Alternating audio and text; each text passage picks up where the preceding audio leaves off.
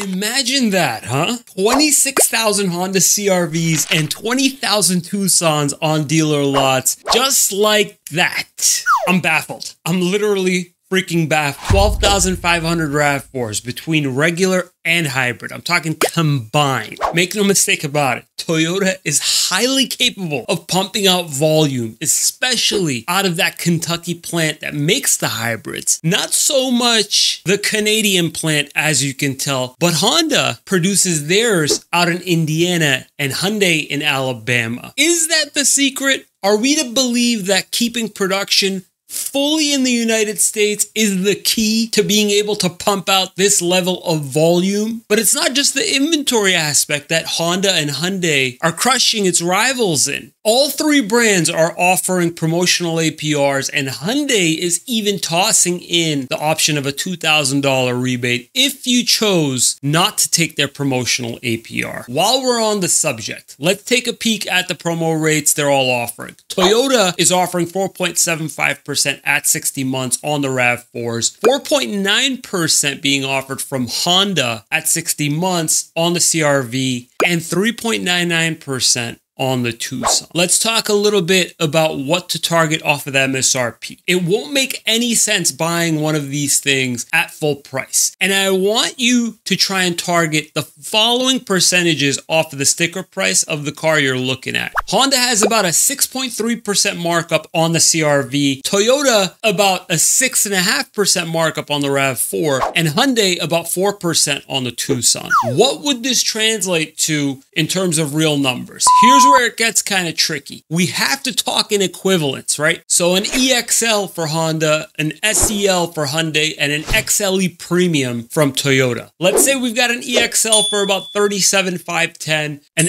SEL for about $35,220 for the Tucson, and lastly, an XLE Premium for about $37,540. In essence, what I'm trying to say is the Tucson, on average, from what I'm seeing, is about a couple $1,000s cheaper than the CR-V and RAV4. How am I getting these invoice prices, promo APRs, rebates, lease data, etc.? Check out the cheat sheet. I'm going to describe how to do all of that. Link below the video, 25 bucks. You'd be kind of crazy if you didn't. If we applied the percentages I just listed off against these MSRPs, this would reveal respective invoice prices of the following: $35,000 for the Honda CR-V, $33,811 on the Tucson, and $35,099 on the RAV4. So a bigger savings is possible on the RAV4 technically, but my guess is that it'll be a lot harder to get that savings because it's got nowhere close to the amount of inventory as the other two do. Before I dive into the lease numbers, I think it's pretty important to discuss resale and residual values and which one is expected to hold on to its value the most. According to iSeeCars.com, the RAV4 is expected to hold on to 71% of its value after 5 years, 69% for the CR-V, and 60% for the Tucson. Obviously, this is using data from the last few years, and usually I recommend to people to use a bit of common sense with some of these projections. Things are changing rapidly and could be completely opposite from what we saw 2 years ago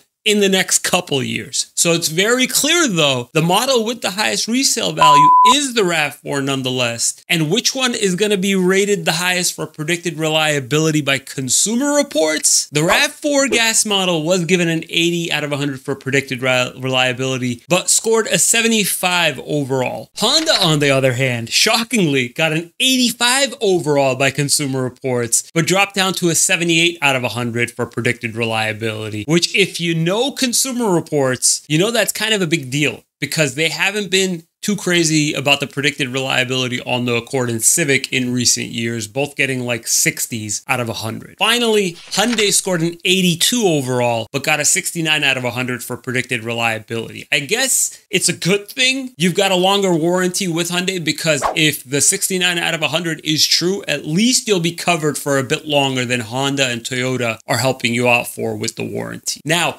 As far as leasing, AutoCompanion's calculator tool helps me out massively when I go to calculate these numbers for these videos. I head on over to AutoCompanion.com to fire up their calculator and use the MSRPs and selling prices that I mentioned before to plug into their calculator, and the rest of the information is going to populate for me. If you want to find out how to manually pull these rates, residuals and money factors, etc., grab my cheat sheet and it'll explain how to get that info. So first car I'm going to run through the calculator is the RAV4. I go ahead and pick the XLE Premium from the drop-down list, plug in $37,540 for the MSRP, $35,099 for the invoice price, plug in my zip, and hit get rates and rebates. Hit the correct program below it, which is usually special lease, not standard typically. Select my desired term, which in this case would be 36 months and 12,000 miles a year. Definitely play with that configuration because sometimes on EVs, it could be way cheaper just to lease at 24, or on a standard engine, sometimes a 39-month works a bit better. It lists off the residual at 60% and the money factor or the interest rate at 0.00227, which is equivalent to 5.45% APR. Now, just below that is going to be an incentives drop-down tool. Select what's relevant for you. Say if you're a current Toyota customer, a recent grad, or an Uber driver. There are no general lease cash deals available on the RAV4, as you can see, so we're selecting nothing. Now, this calculator tool does let you enter in additional rebates and fees like the dealer doc fee, but it does add in your local sales tax and the bank's acquisition fee automatically for you, and it will give you a clear picture of what you'll owe at signing. It's telling me, assuming that I got 6.5% as my discount, assuming I'm covering my inception fees due at start, like acquisition, registration, first month's payment, roughly about $1,700 in total, and assuming without even thinking about it that I hit like and subscribe on this video. That was ridiculous. My monthly pre-tax payment would be about $480 a month, following the same process for the Tucson SEL all-wheel drive. Same instructions as before, especially the one about the subscribing part. Our payment drops to $397 a month, thanks to a better program and some lease cash, not to mention a lower MSRP. And lastly, on the CR-V EXL, get this, even though it has an MSRP that's about $2,000 higher than the Tucson, the lease payment comes out to $413 a month. Tell me how you can justify paying more for the RAV4 on the lease when the CR-V and Tucson are substantially cheaper and nearly as reliable. CTT, buckle up, baby. Yeah, you guys, I'm not too crazy about the Tucson's crash tests. Specifically, the tests conducted by the Euro NCAP. This thing is just getting tossed around and brutally damaged. In this IIHS updated moderate overlap test, the CR-V was rated poor and the RAV4 a marginal. However, both were awarded top safety pick awards. The Tucson was also awarded the top safety pick. However, I should say that an updated moderate overlap test has not been conducted yet on the Tucson, which could make a big change in that rating if it is completed like it was on the RAV4 and CR-V. Insurance-wise, Insuraviz.com is saying I should expect a yearly premium of about $1,600 for a CR-V, $1,750 for a RAV4, and $1,770 on the Tucson. I cross-checked this estimate with an actual quote from Geico, and Geico actually quoted me a yearly premium of $1,566 for the CR-V, $1,514 on the Tucson, and $1,410 on the RAV4. Again, you guys, just want to emphasize these numbers are approximations. To get super specific, download my cheat sheet to see how you can pull all this information for your own unique scenario. Which one should you get? Well, long term, I'd probably buy the RAV4. Short term, probably lease the Tucson. A little bit of everything.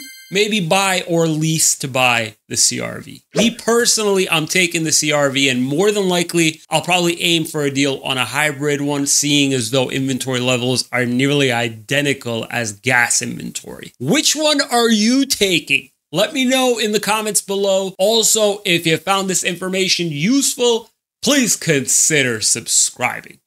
Should be a button right here. Thank you so much for watching, guys. We'll see you next time.